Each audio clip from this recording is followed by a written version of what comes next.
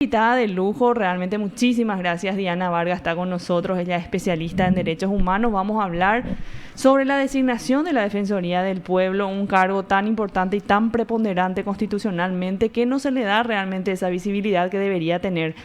Muchísimas gracias, Diana, por estar acá. Sabemos que fuiste una de las participantes en todo este proceso. Participaste, por supuesto, en la candidatura. ¿Cómo estás? Bueno, buenas tardes, un gusto estar aquí nuevamente con ustedes. Ya estuve en otras ocasiones, en este viernes, así con este clima tan agradable. Sí, realmente. Para analizar un poco el contexto de derechos humanos en nuestro país, que siempre es difícil, cada vez más pareciera. Así parece. Y con esta designación, ¿qué te pareció? ¿Esperabas que Miguel Godoy realmente sea confirmado en el cargo o esperabas que como que los parlamentarios se sienten a analizar el currículum por sobre todo de todos los postulantes y del tuyo, por ejemplo? Creo que este es el peor escenario no esperado desde el ámbito de los derechos humanos, desde quienes trabajamos en esta temática. Realmente este resultado es absolutamente lamentable, me parece bochornoso de parte del Congreso Nacional que hayan optado por dar continuidad a un funcionario que ha dado muestras de su incapacidad en todos los sentidos, pero que además, incluso en el periodo anterior, cuando fue designado, no tenía ninguna credencial en materia de derechos humanos, y que durante su gestión, la Defensoría del Pueblo, como sabemos, que ya venía como una institución, digamos, con poca presencia, poco prestigio, desde la llegada de este señor al frente de la institución, lo que hizo fue desprestigiar aún más con todo aquello que sabemos. Por un lado, lo que vimos que ha hecho todos estos, bochornos públicos, pero también a nivel internacional el Estado paraguayo ha tenido distintas recomendaciones, no solamente de organismos de derechos humanos o instancias, digamos, integradas por expertos, sino por otros estados, por pares del Estado paraguayo. Recientemente, en mayo del 2021, hay un mecanismo en Naciones Unidas integrado por los estados miembros que se denomina EPU, Examen Periódico Universal. ¿Es anual? No, es cada 4 años, cada 5 años, cada 4 años se presenta un informe, después hay que defender. ¿Ante quién? Ante los pares, ante otros estados. Y allí lo recurrente este año fue justamente preocupación, por un lado, por cómo funciona la institución nacional en materia de derechos humanos en Paraguay, cómo es el proceso de designación, justamente por cómo fue la vez anterior, ya cuando llegó al cargo este señor. Y todas las recomendaciones en ese sentido instaban al Estado paraguayo a no repetir, a tomar medidas para que la Institución Nacional en Derechos Humanos nuevamente pueda ser acreditada dentro de una categoría A. Digamos que eso significa que cumpla una serie de requisitos, desde la independencia de la institución, que efectivamente cumpla con el mandato que tiene que ver con la observancia, con la promoción de los derechos humanos, que el proceso de selección sea transparente, participativo. Son como son unos estándares, unos indicadores que el Estado paraguayo no estaba cumpliendo entonces ya en el 2019. O sea que desde su designación prácticamente ya nos empezaron a mirar con baja, a descalificarse. Claro, de hecho nos bajaron de categoría. O sea, eso es importante. Eso lo saben las autoridades porque participaron de esos espacios. También de parte del Congreso hubo representación de parte de la Comisión de Derechos Humanos. Sin embargo, en el proceso que no fue público, que también es muy discutido, digamos, en qué medida se dio oportunidad a la ciudadanía a que presente ya sea sus reclamos o adherencia hacia candidaturas, o que plantee preguntas, porque esta es justamente una figura que lo que se pretende es que sea canalizadora de los reclamos ciudadanos. De ahí la importancia que sea la ciudadanía la que tenga posibilidad de preguntarle al candidato o candidata postulante cuáles son sus planes, qué es lo que usted pretende llevar a cabo, o si tiene alguna información, alguna denuncia sobre alguna gestión anterior de ese de ese postulante, también que tenga la oportunidad de manifestar. Pero eso no se dio en este proceso, lastimosamente no fue lo suficientemente abierto.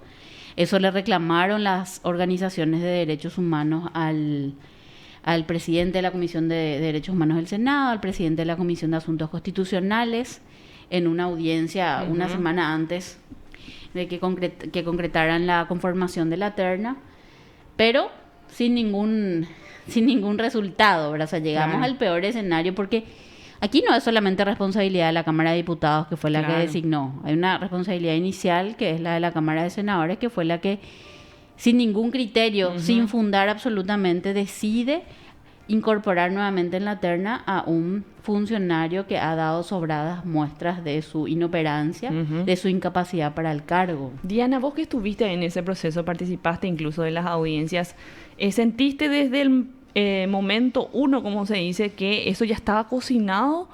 ¿O realmente viste al principio interés, por lo menos en las preguntas que le iban haciendo a los postulantes? ¿O cómo se dio ese proceso? Hay una característica que tienen las instituciones públicas paraguayas. Generalmente cumplen las formas. En los procesos de concurso, en los procesos de llamado, sea para una licitación, sea para un concurso, para contratar a un cargo.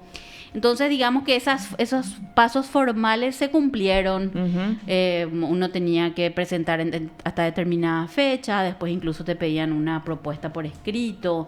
Después las audiencias, bueno, duraron 5 minutos, muy pocas preguntas, no había como demasiado interés, pero digamos que cumplieron la formalidad de convocarnos, de escucharnos a todos.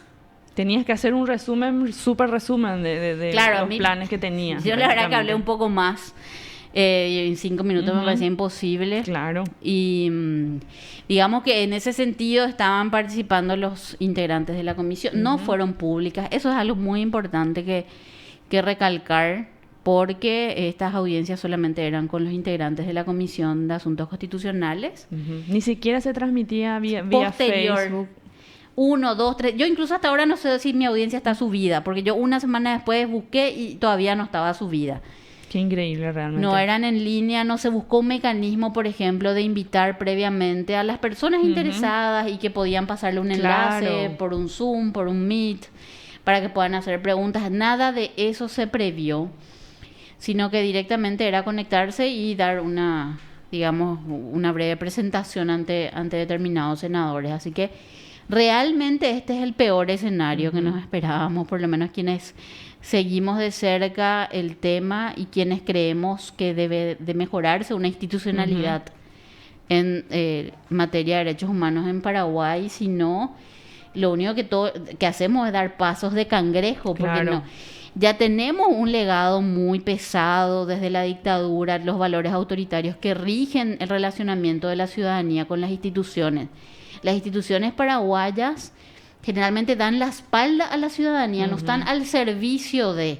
En el centro no está el ciudadano, la ciudadana, y que alrededor giran los servicios y prestaciones. Como debería. Muy por el contrario, generalmente se miran al ombligo, o sea, están como para fortalecerse a sí mismas, al funcionariado, a la burocracia. Entonces la Defensoría justamente es ese puente entre las instituciones allá alejadas, de espaldas a la ciudadanía, y las personas que necesitan un servicio, una prestación y que no tienen la fuerza, la voz para exigir. ¿Y por qué vos crees que tanto le puede costar a los parlamentarios elegir un buen representante cuando que no es un cargo demasiado preponderante políticamente hablando que les pueda servir incluso a ellos? ¿Por qué crees que no se deciden simplemente a elegir a un buen candidato? No es mucho, quizás es lo que puede hacer políticamente hablando. ¿Por qué crees que ellos se empecinan en mantener a un Colorado y a una persona con perfil como el de Godoy, por ejemplo?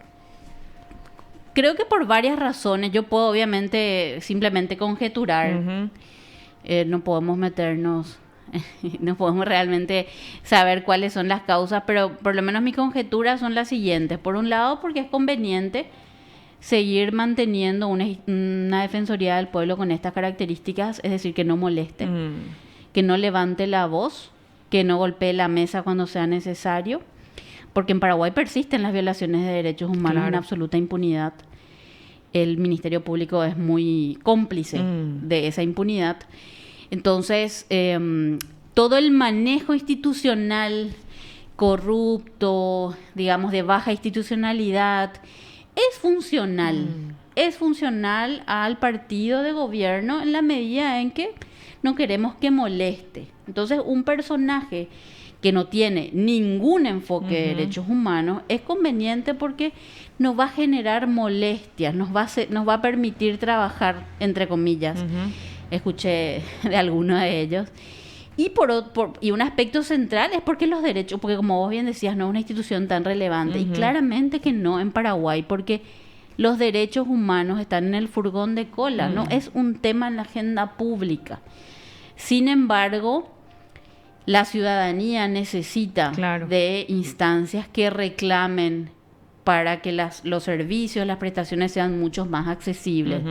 Porque no tiene que ver solamente con las violaciones de derechos humanos en la cárcel o de parte de la policía, o sea, todo lo que tiene que ver con el funcionamiento de las instituciones que dan un servicio, desde el registro civil, identificaciones, las municipalidades, los espacios públicos, o sea, todo eso tiene que ver con derechos humanos y con algo que desde la Defensoría se tendría que trabajar, impulsar, que estar señalando a las instituciones lo que deben de hacer. Claro.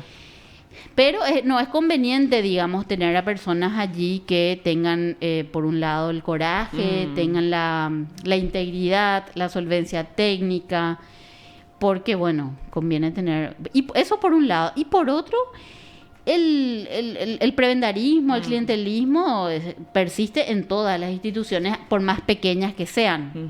La Defensoría del Pueblo tiene un presupuesto de apenas 15.000 millones de guaraníes.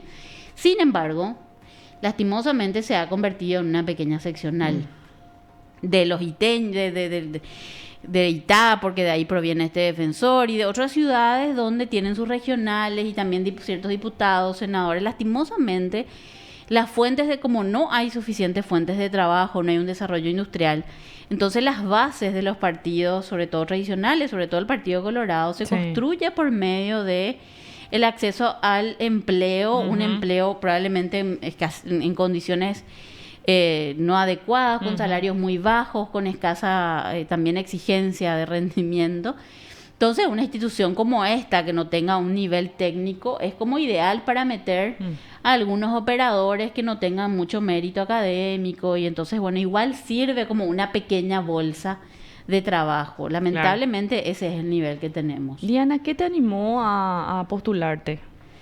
Yo realmente, como dije en otras entrevistas, también no tenía previsto postularme. De hecho, me postulé a la noche, el día que vencía, a las 11 de la noche, a las 12 vencía. Minutos antes del vencimiento. Minutos antes, con lo que tenía listo. No, muchas cosas no tenía ahí a mano. Bueno, dije, con lo que está. ¿Y por qué?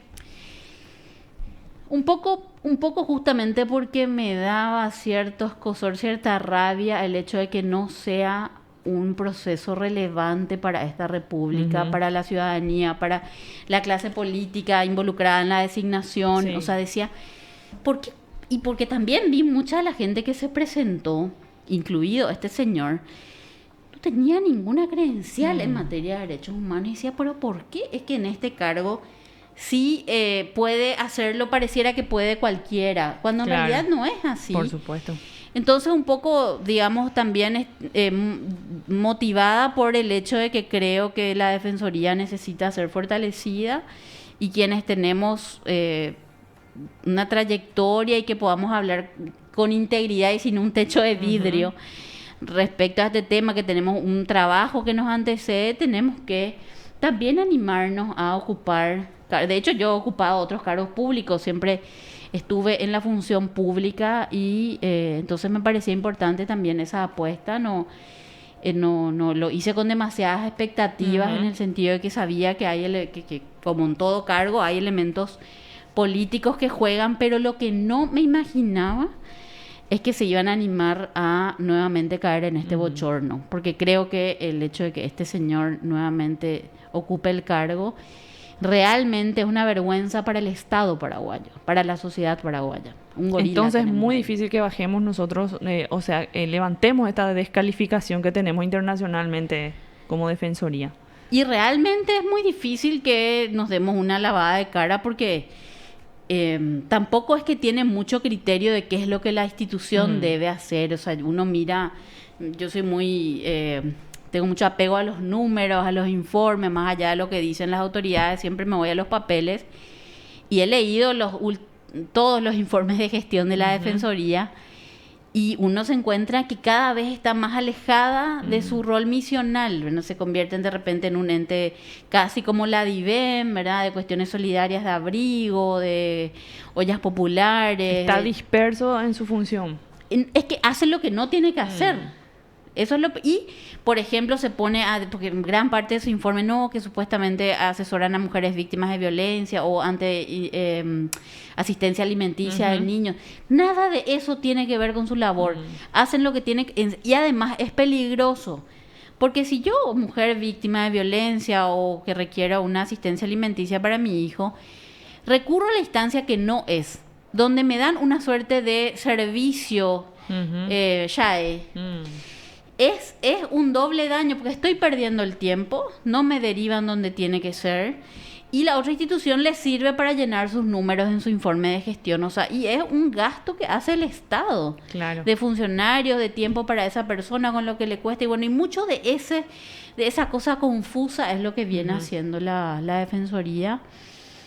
Y bueno, entonces tenemos, y todo concentrado en Asunción y Central, sobre todo Central, ahí en la zona de Itá, ¿verdad? O sea, es así, realmente de lo más bajo en materia de institucionalidad, es un copetín, un copetín es la Defensoría. Y lo decía antes, no solamente ahora por no haber sido designada, ya desde antes veníamos muy mal con la Defensoría, o sea, no existe.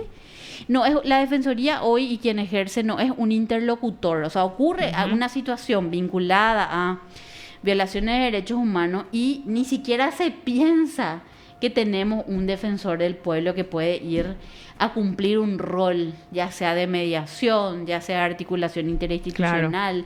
En otros estados, me tocó estar en Suecia en el 2007, en la Universidad de Lund, justamente en un diplomado sobre derechos humanos. El ombudsman, que es la figura, es el nombre en sueco del defensor del pueblo, porque es en Suecia donde surge esta figura.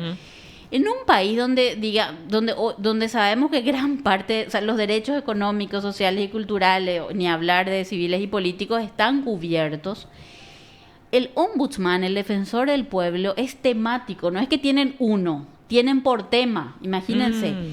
Me tocó conocer el defensor del pueblo de la niñez, el defensor del pueblo de las personas con discapacidad, y se ocupan de intereses colectivos. Por ejemplo, en ese momento había toda una cuestión sobre la accesibilidad en los espacios públicos, ¿verdad? Entonces, que personas con movilidad reducida puedan tener acceso a las plazas, que las plazas tengan los juegos adecuados.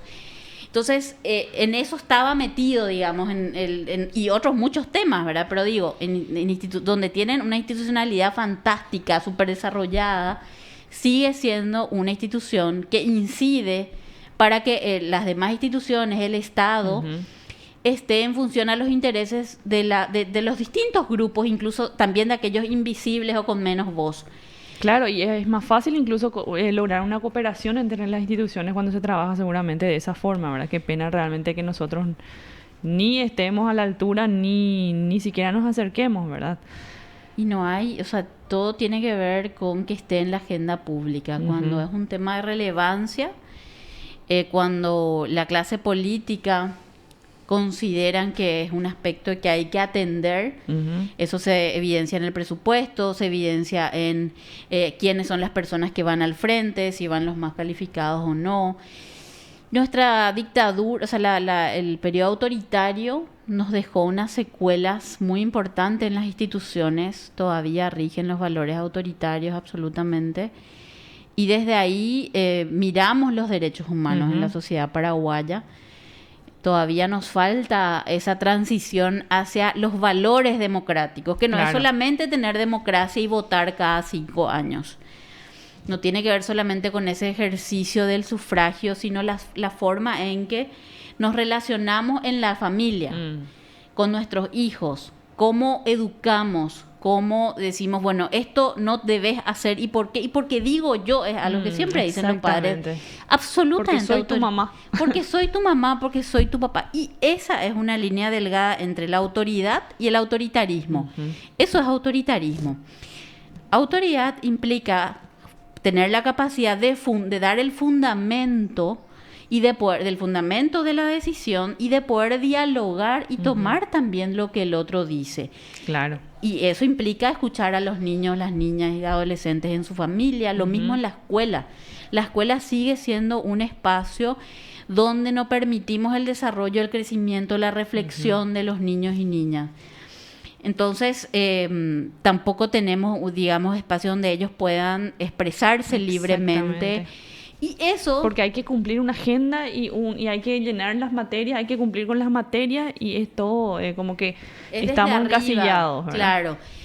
Y eso después se ve en el ámbito universitario y en nuestra vida social, de cómo nos desarrollamos. Uno mira, por ejemplo, en las redes sociales, cuánto nos cuesta, incluso a las personas más jóvenes, ¿verdad? Cuánto nos cuesta pensar desde los valores democráticos, desde la libertad de expresión, el respeto hacia el otro, hacia su autonomía, hacia su derecho a expresarse libremente o la libre expresión de su personalidad.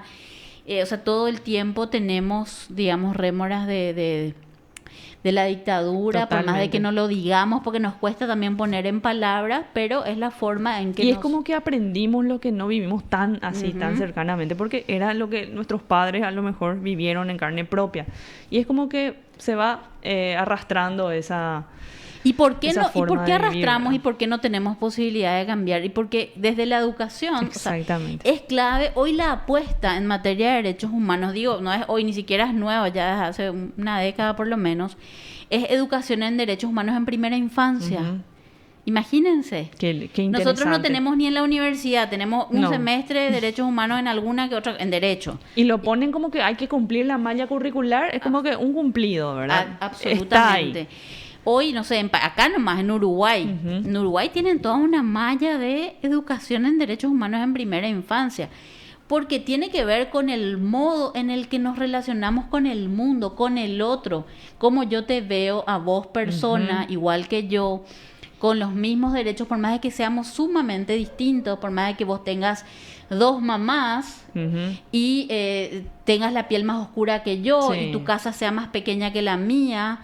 Y cómo yo te tengo que respetar e incluso reconocer mi lugar de privilegio y quizás darte la mano para que podamos caminar juntos y que yo pueda sumarte a aquello que vos no tenés. O sea, ese tipo de educación es lo que nos permite una sociedad más igualitaria, más solidaria, que a su vez tiene que ver después con una sociedad que tenga una democracia sustantiva. ¿Y qué es democracia sustantiva? Y donde sea una democracia con justicia social, donde todos podamos opinar, donde rija el Estado de Derecho, que hoy nosotros no podemos hablar de que tenemos una democracia con esas condiciones, a pesar de que desde el 89 tuvimos la apertura, ¿verdad? Y todo eso, digamos, no es posible, no vamos avanzando porque desde el ámbito educativo no se toma como una cuestión de política pública la educación en derechos humanos. Hubo algunos avances en el 2010. Se trabajó un plan nacional de educación en derechos humanos, eso quedó archivado, lo mismo un plan nacional de derechos humanos también. Pero todo eso quedó ahí en el olvido. O sea, hoy creo que estamos en un momento muy oscuro en materia de derechos humanos. Diana, ¿hace cuántos años vos estás trabajando directamente en materia de derechos humanos? Y la verdad que hace mucho, no soy tan grande, pero empecé muy chica. Empecé a los 19, o sea, a los 23 años yo ya trabajaba en el ámbito, a los 19, en el 2003 aproximadamente ya empecé. De hecho, mi primer trabajo fue en el ámbito de derechos humanos y también me formé, estudié primero sociología, después estudié un poco afuera también y después estudié derecho y siempre trabajé desde el Estado y también en algunas iniciativas desde sociedad civil en materia de derechos humanos. No me veo trabajando en otra cosa, aunque hoy decía que quiero vender ropa para perros o quizás plantas, porque también ando re señora de las plantas.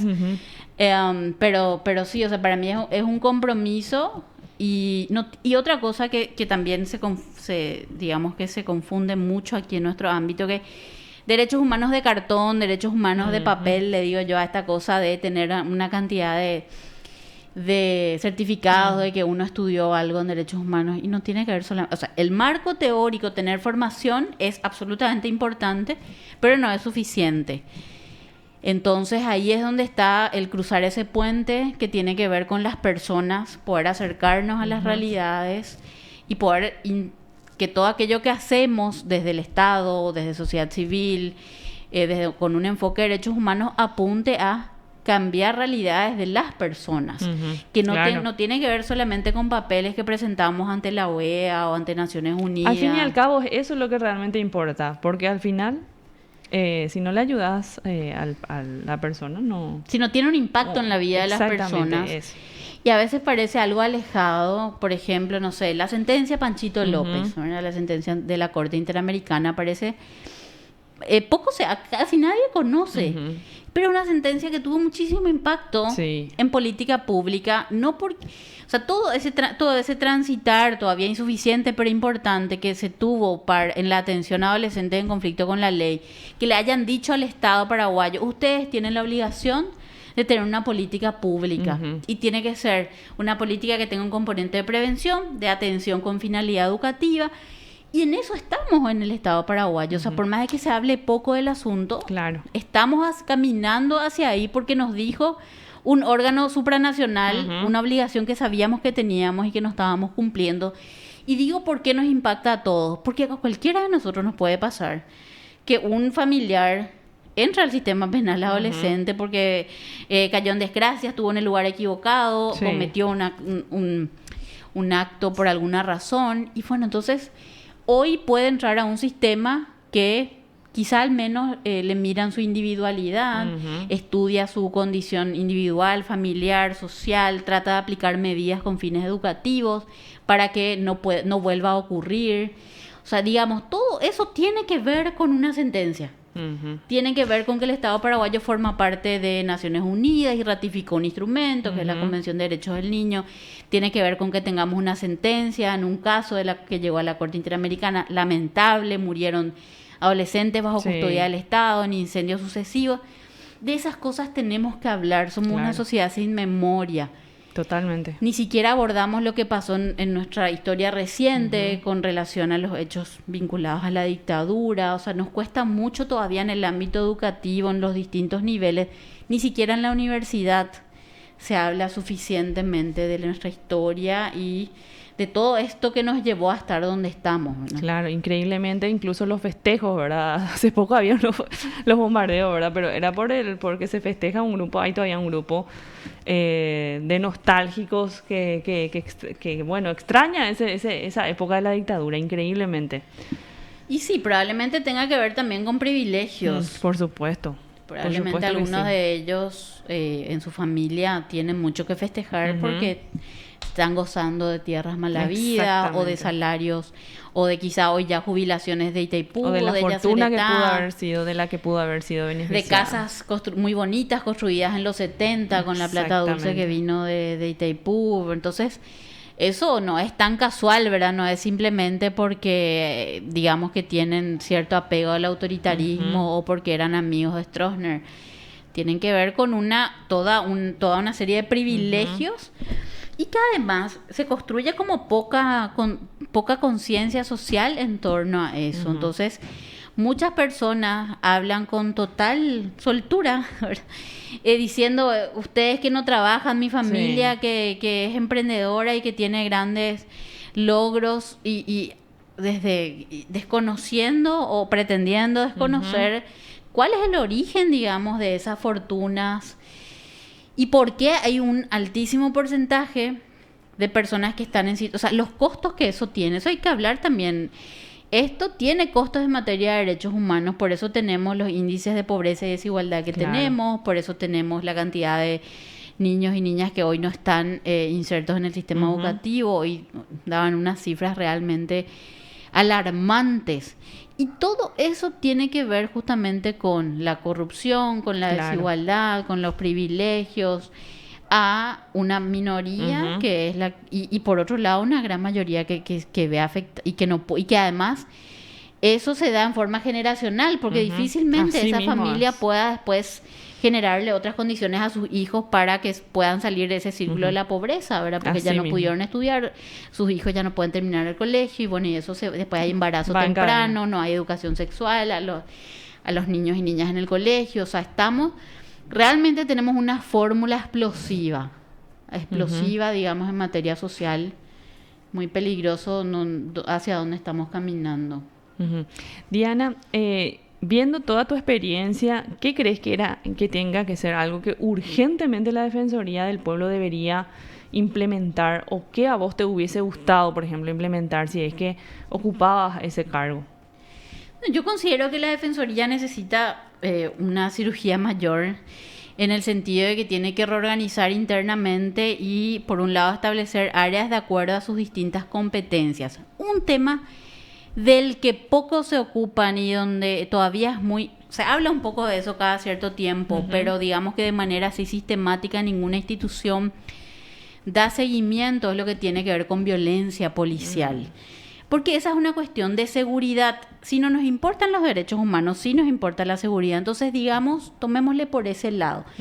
Tenemos una policía poco profesional, muchas veces corrupta, que además es muy selectiva. Todo nuestro sistema penal es selectivo. Entonces, si permanentemente en calle comete abusos, aprende a quien considera que en ese momento, por alguna razón, fundada o no, haciendo uso excesivo de la fuerza, y le va metiendo al sistema, dejando afuera a otros que debían de haber entrado, y va cometiendo abusos en ese transitar, y no hay ningún órgano que se esté ocupando de observar, denunciar, proteger, etcétera, lo que permite es que se fortalezca y se reproduzca esa práctica en la policía, y ahí es donde se vuelve un problema de seguridad. Antes ya era un problema de derechos humanos para esas víctimas individuales y sus familias, pero cuando permitimos que esa lógica, que yo creo que es hoy la lógica imperante en la policía, porque es muy evidente eso, por un lado, eso es un aspecto, pero uno de los aspectos centrales que yo planteaba como propuesta tenía que ver con lo que te decía hace un rato, simplificar vidas.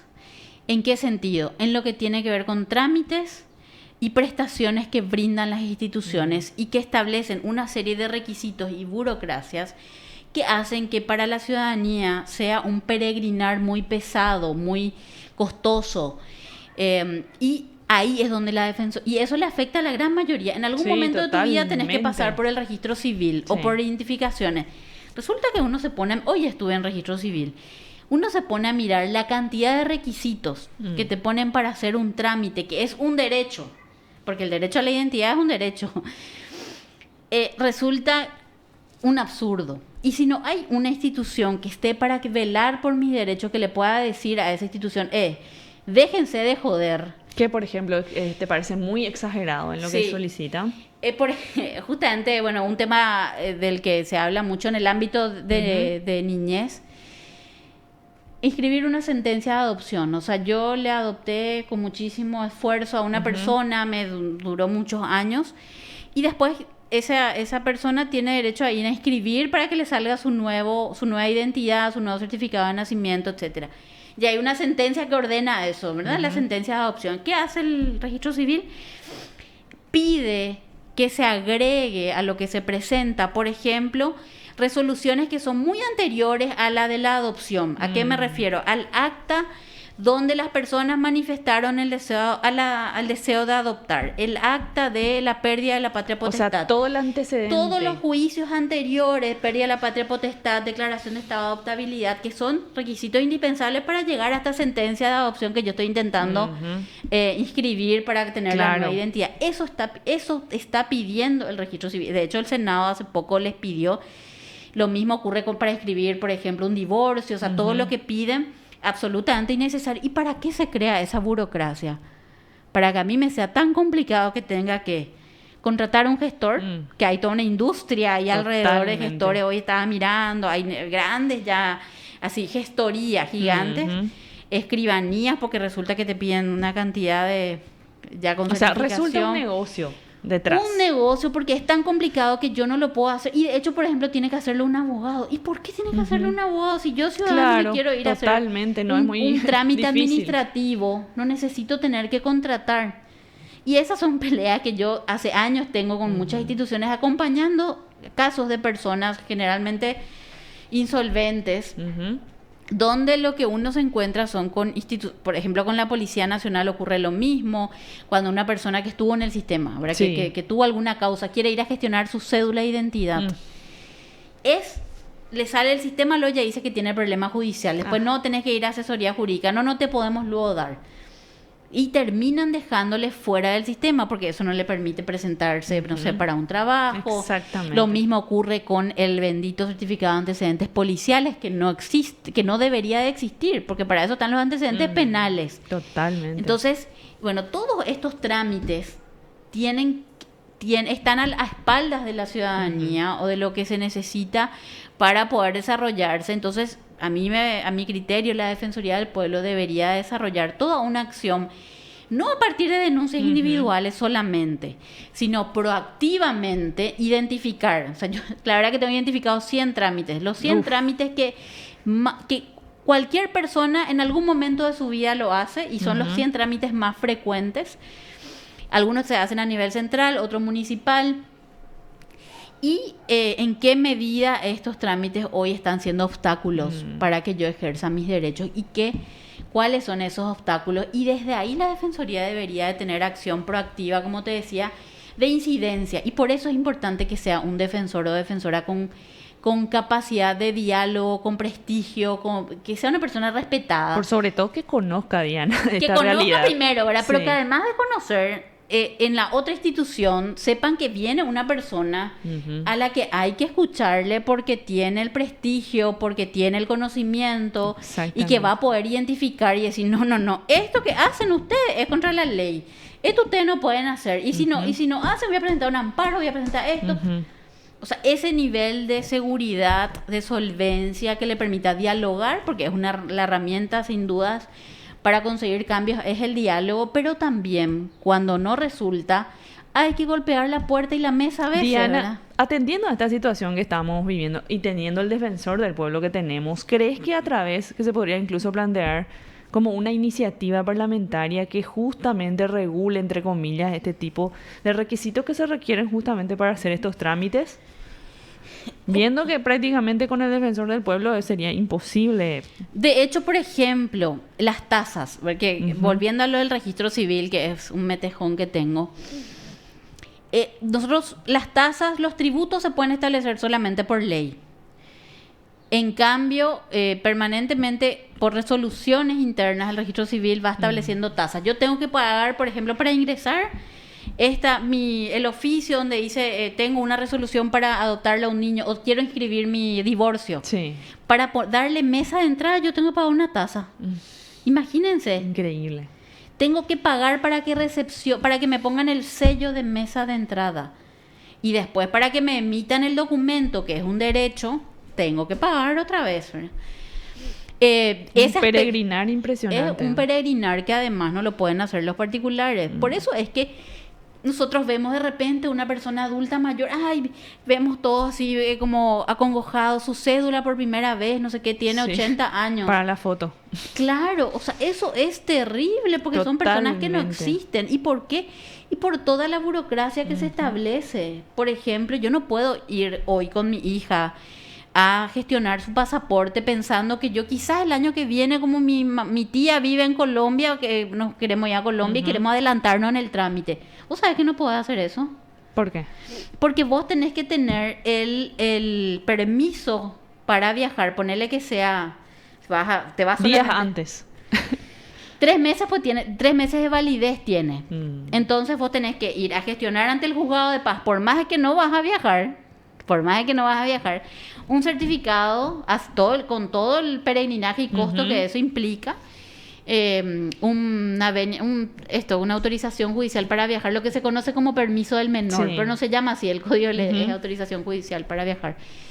yo tengo que ir a gestionar eso y tener uno que esté dentro de los 3 meses para poder ir a hacer el pasaporte de mi hija. Y es un absurdo, porque es un documento que yo quiero, no sé, soy una persona previsora y no quiero dejar ponerle para fin de año y quiero hacerlo con tiempo. Y yo no puedo hacer, o sea, hay una serie de burocracias que se establecen en el Estado. Y que te empujan a tener que recurrir al gestor. Al gestor, o al funcionario que me ayude, que no sé qué, ¿verdad? Entonces, y ni hablar eso en el interior, ni hablar lo que implica, por ejemplo, renovar una cédula, el tiempo, que entonces yo puedo apurar, etcétera, ¿verdad? Entonces, también es importante que la Defensoría abra digamos, un espacio que tenga que ver con una acción, como decía, proactiva, identificando estos nudos en las prestaciones que da el Estado. Por ejemplo, para acceder, hoy ¿qué tenemos? Tenemos toda una base de datos digitalizada. ¿Sí? Está el certificado, está el registro civil, está identificación, está el MEC, está salud. Y eso se llama, se tiene gestión de documentos en línea, GDL, que está interconectado entre las instituciones.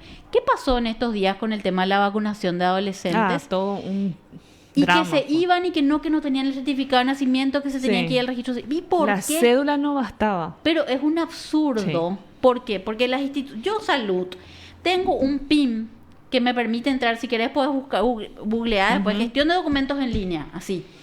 Es una base de datos entre las instituciones, donde yo salud tengo un PIN, entro y le quiero buscar a Diana Vargas con este número, le busco y ahí está su certificado de nacimiento, quiénes son sus padres, yo puedo acceder a todos los documentos públicos que tiene esa persona.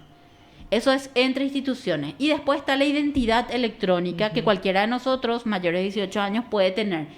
Si queremos de nuestros hijos, yo puedo, por ejemplo, ahí bajar el certificado de nacimiento de mi hija, el acta, y es gratuito.